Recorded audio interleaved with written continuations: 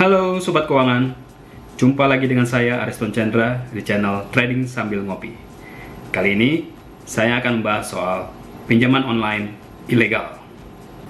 Belakangan ini ramai diberitakan di media nasional soal masyarakat yang tidak bisa membayar utang di pinjaman online atau pinjol ilegal. Ada yang berutang hanya 25 juta tiba-tiba bisa membengkak menjadi 25 miliar. Dari yang tadinya berutang untuk membiayai modal kecil, usaha modal kecilnya, tiba-tiba hutangnya menjadi seharga rumah mewah di Pondok Indah. Karena terlilit hutang, banyak masyarakat yang melakukan tindakan kriminal untuk menutupi utang tersebut. Bahkan ada yang sampai melakukan bunuh diri. Dan keresahan masyarakat ini sudah sampai di telinga Bapak Presiden Jokowi. Presiden Jokowi memberikan titah, langsung besoknya pihak kepolisian menggerebek puluhan kantor pinjol ilegal tersebut setelah memakan begitu banyak korban. Lalu kenapa utang tersebut berkembang biak?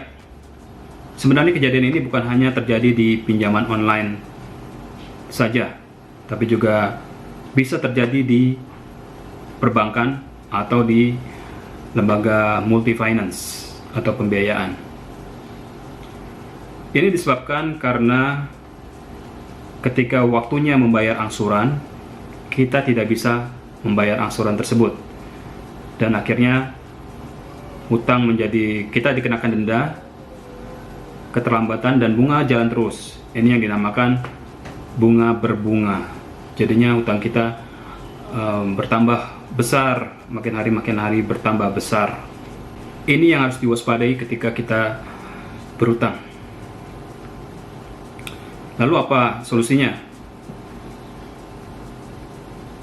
Kalau kita melakukan pinjaman di lembaga resmi seperti pinjaman online atau yang legal, atau perbankan atau lembaga multifinance yang mendapatkan izin dari otoritas, kita bisa melakukan negosiasi ulang, istilahnya restrukturisasi hutang.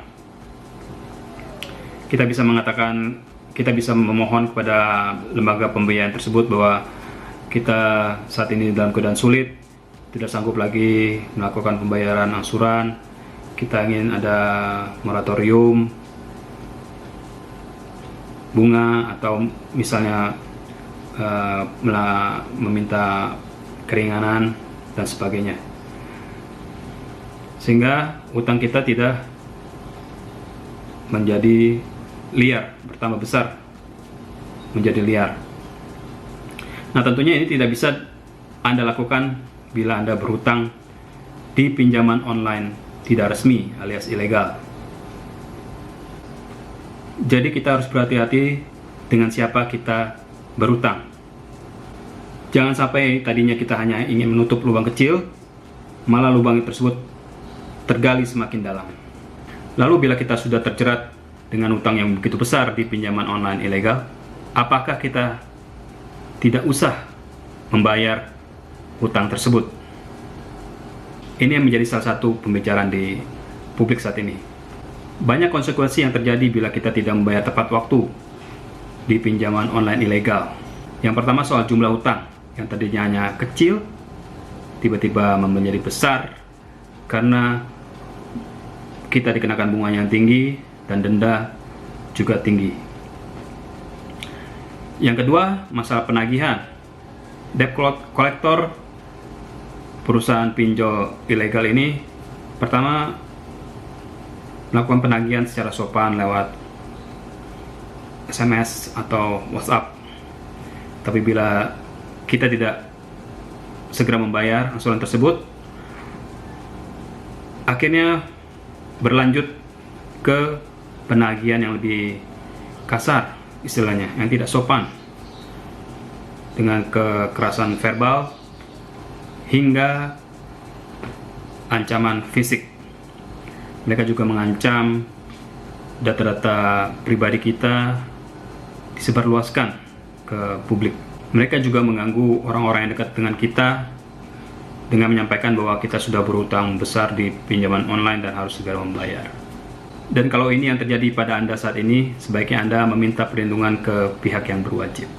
Pinjol ilegal itu tidak terdaftar dan tidak memperoleh izin dari otoritas resmi keuangan di Indonesia. Ya, dalam hal ini adalah OJK atau Otoritas Jasa Keuangan.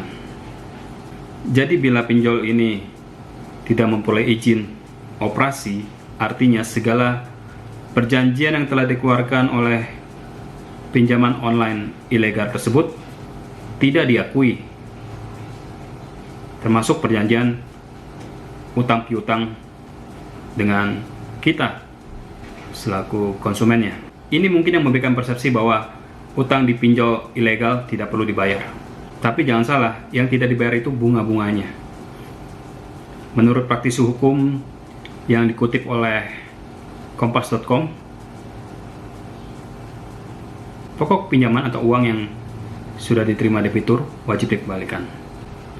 Di sini ditulis, uang yang diterima oleh peminjam pinjol harus dikembalikan kepada pihak memberi pinjaman atau kreditur sesuai nilai semula.